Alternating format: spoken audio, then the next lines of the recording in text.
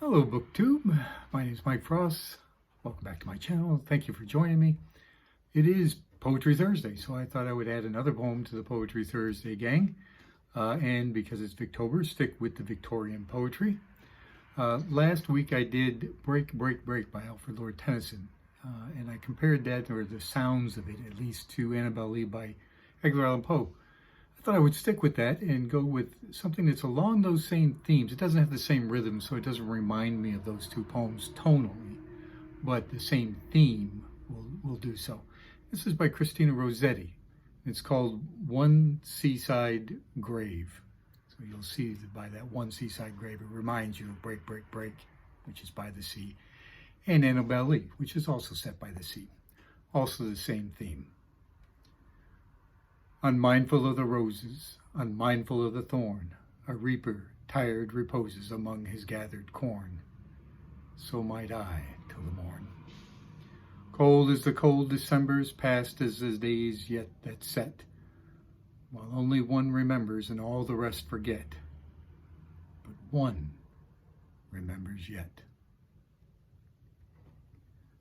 As you can see, it's still somebody, a lone person, as in Tennyson's poem and Poe's poem. It's one person by a grave, regretting it. It comes out clearer in Tennyson's poem that they watch the world go by. Break, break, break. The world just keeps coming and it keeps coming. And in Tennyson's poem, he talks about the farmer boy that just keeps moving.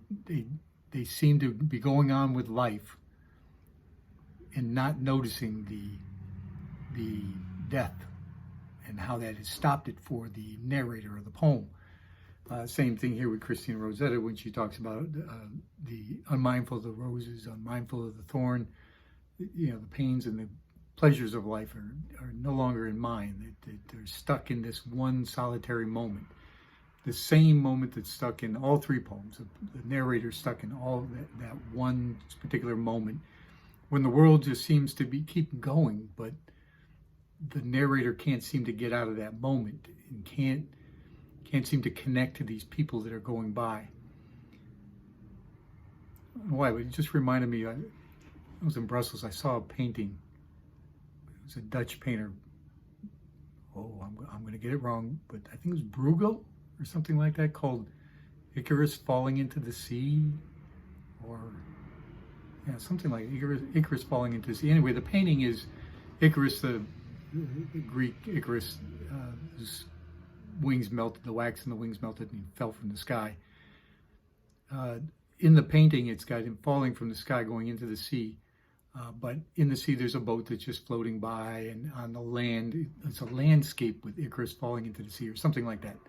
On the land is a farmer that's just, going about his business, not noticing this momentous occasion of this Greek hero falling from the sky.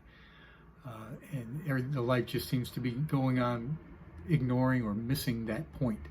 And this is what these three narrators are all doing. Now, in Poe's, maybe because Poe's writings are all about this sort of thing, or because Poe's poem is reportedly, I don't know this, but reportedly about his wife.